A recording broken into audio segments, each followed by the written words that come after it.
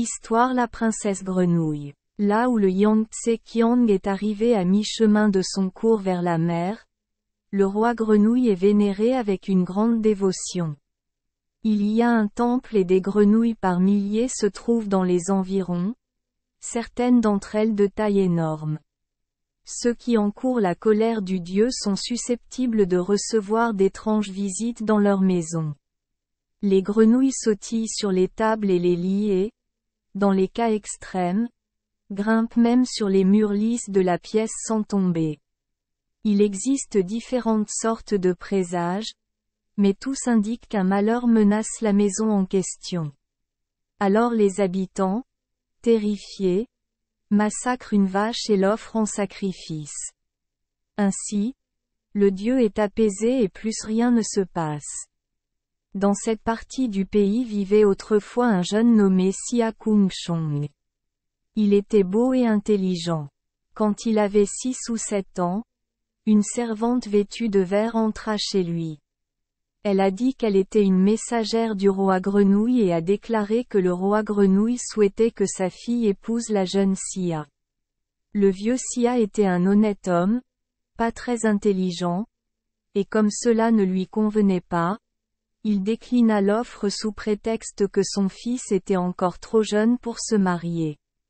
Malgré cela, il n'osait pas chercher un autre compagnon pour lui. Puis quelques années ont passé et le garçon a grandi petit à petit. Un mariage entre lui et une certaine maîtresse Jiang fut décidé.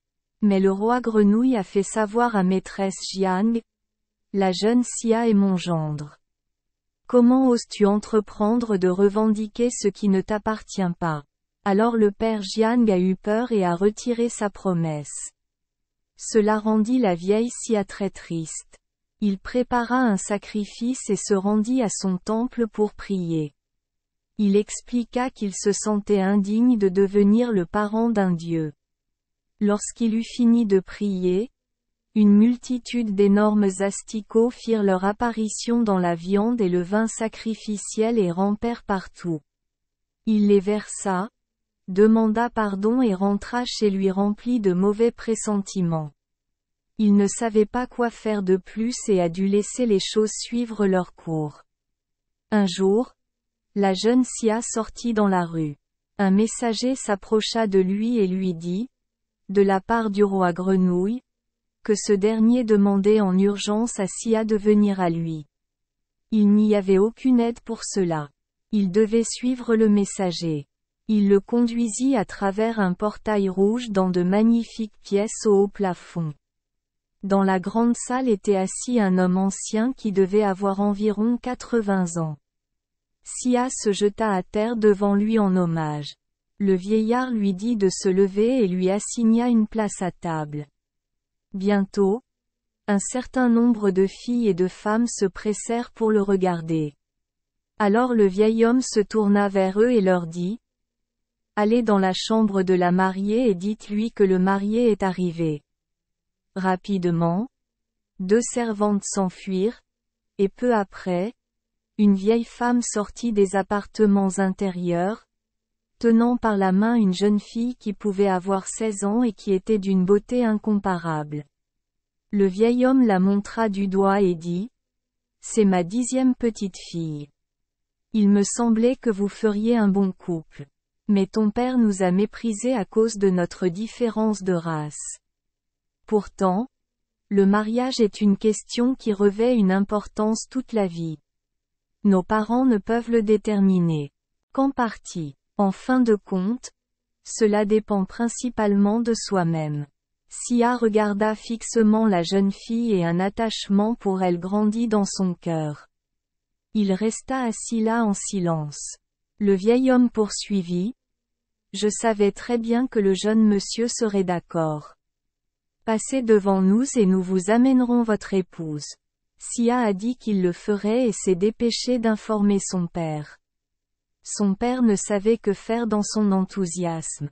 Il a suggéré une excuse et a voulu renvoyer Sia pour refuser son épouse avec remerciement. Mais Sia n'était pas disposée à le faire.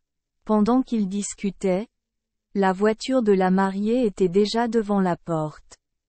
Elle était entourée d'une foule d'habits verts, et la dame entra dans la maison et salua poliment ses beaux-parents.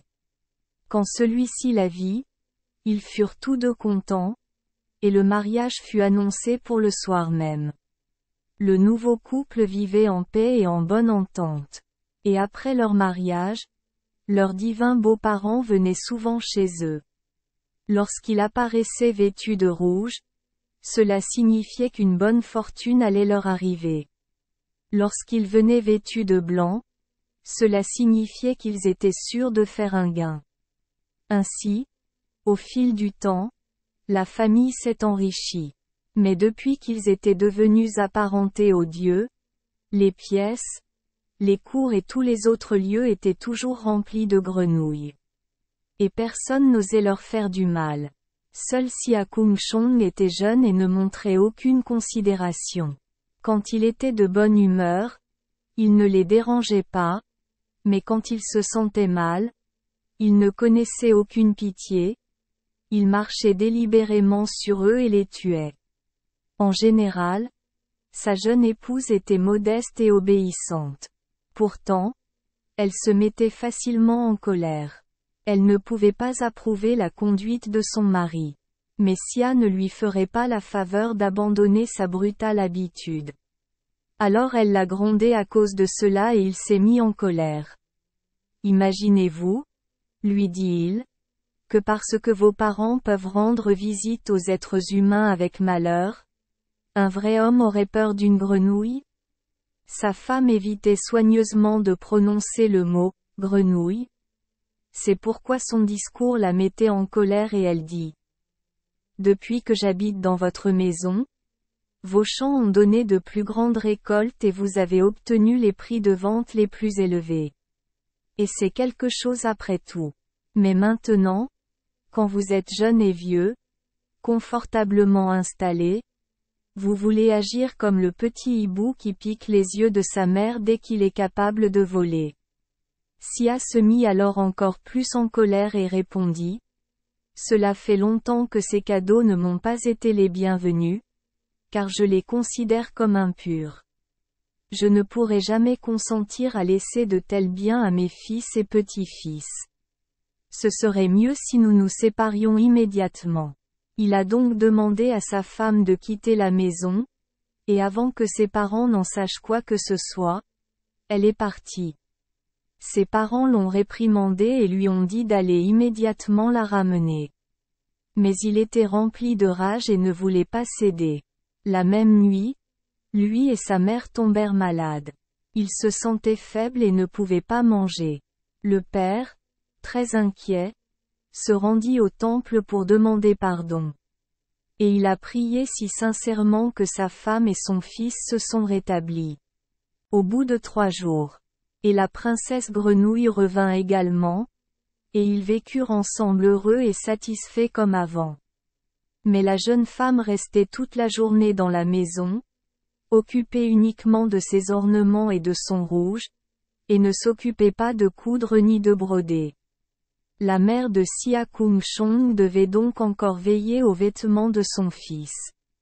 Un jour, sa mère était en colère et lui dit « Mon fils a une femme, et pourtant c'est moi qui dois faire tout le travail. » Dans d'autres foyers, la belle-fille sert sa belle-mère. Mais chez nous, la belle-mère doit servir la belle-fille. C'est ce que la princesse a entendu par hasard. Elle entra, très excitée, et commença « Ai-je jamais omis, comme il se doit, de vous rendre visite matin et soir? Mon seul défaut est de ne pas m'encombrer de tout ce travail pour économiser une infime somme d'argent. » La mère ne répondit pas un mot, mais pleura amèrement et en silence à cause de l'insulte qui lui était faite. Son fils est arrivé et a remarqué que sa mère pleurait. Il a insisté pour en connaître la raison et a découvert ce qui s'était passé. Avec colère, il a reproché à sa femme. Elle a soulevé des objections et n'a pas voulu admettre qu'elle avait eu tort. Finalement, Si a dit Mieux vaut ne pas avoir de femme du tout plutôt que d'en avoir une qui ne donne aucun plaisir à sa belle-mère. Après tout, que peut me faire la vieille grenouille, si je la mets en colère, sinon m'attirer le malheur et me suicider. Il chassa donc une fois de plus sa femme de la maison. La princesse quitta sa maison et s'en alla. Le lendemain, un incendie s'est déclaré dans la maison et s'est propagé à plusieurs autres bâtiments. Table, lit, tout a brûlé.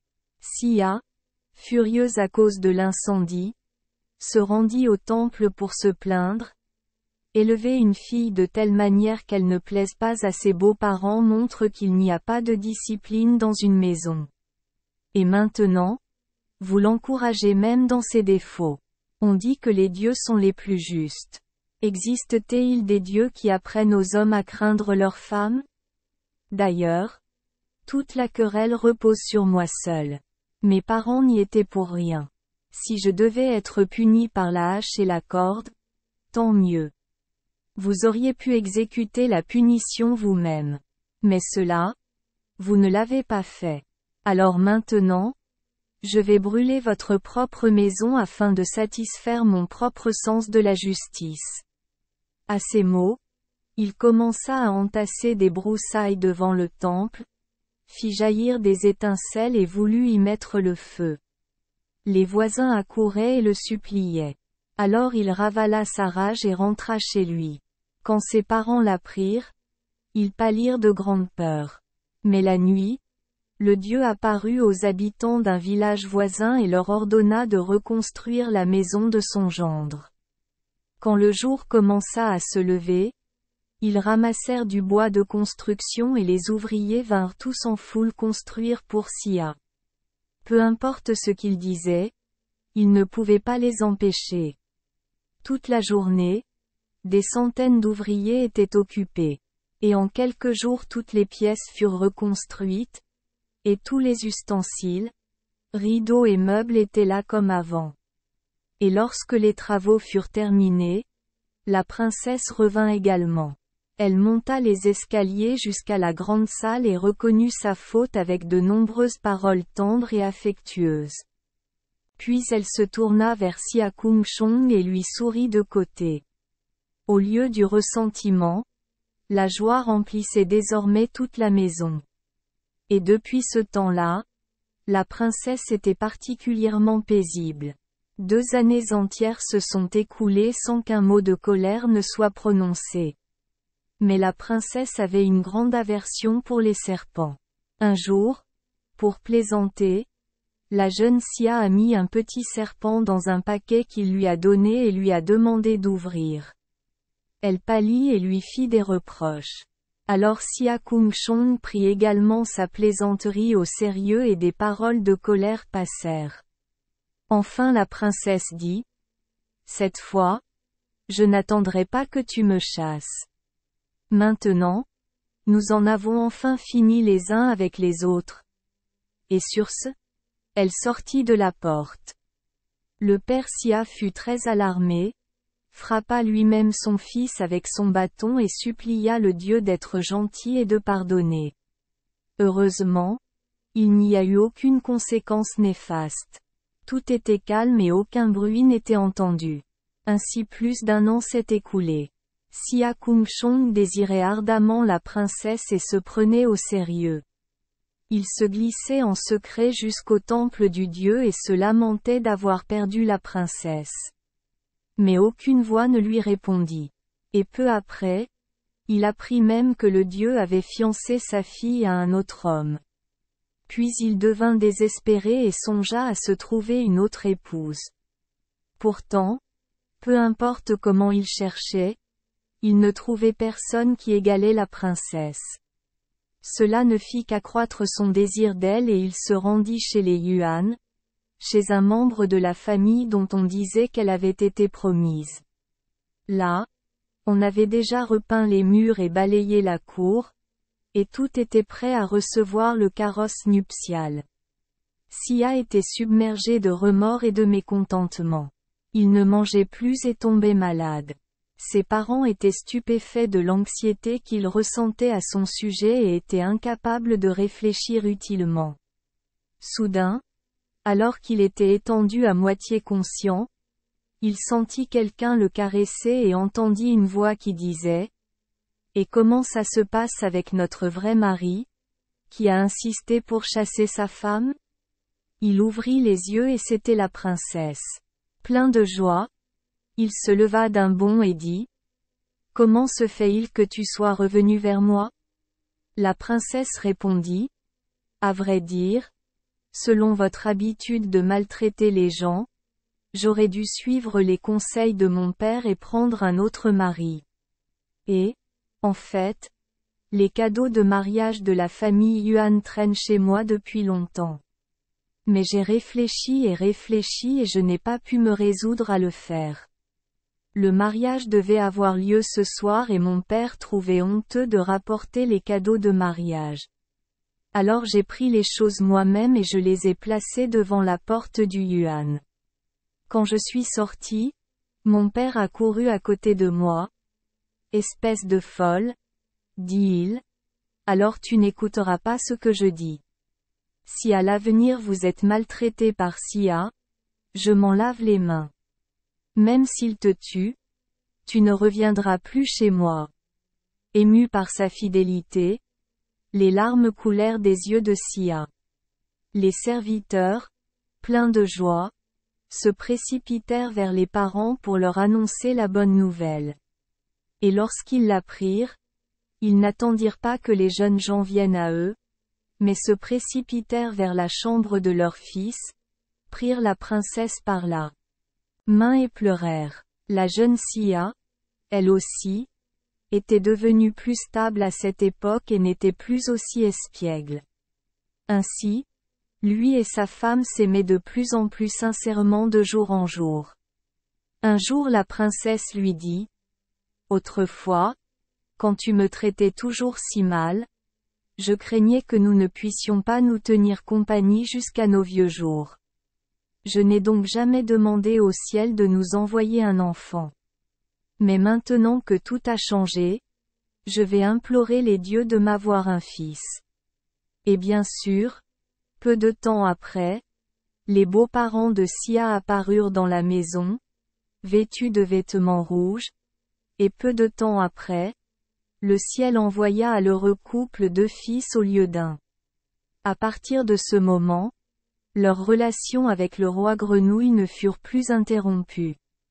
Quand quelqu'un parmi le peuple avait irrité le dieu, il essaya d'abord d'inciter la jeune Sia à parler pour lui et envoya sa femme et sa fille chez la princesse grenouille pour implorer son aide. Et si la princesse riait, tout irait bien. La famille Sia compte de nombreux descendants, que les gens appellent les petits hommes grenouilles. Ceux qui sont près d'eux n'osent pas les appeler par ce nom, mais ceux qui sont plus éloignés le font. Note: petits hommes grenouilles. OADSI est le nom péjoratif que les Chinois du Nord donnent parfois aux Chinois du Sud. Merci les enfants des Esperluette Croisillon 39. Avoir écouté des contes de fées au jour Esperluette Croisillon 39. 8. Espérons que les histoires apporteront aux enfants des moments heureux et significatifs. Si vous aimez notre chaîne, veuillez appuyer sur le bouton S Esperluette Croisillon 39. Abonner, pour ne manquer aucune histoire intéressante. Je vous souhaite une bonne nuit de sommeil et de beaux rêves. Rendez-vous dans la prochaine histoire.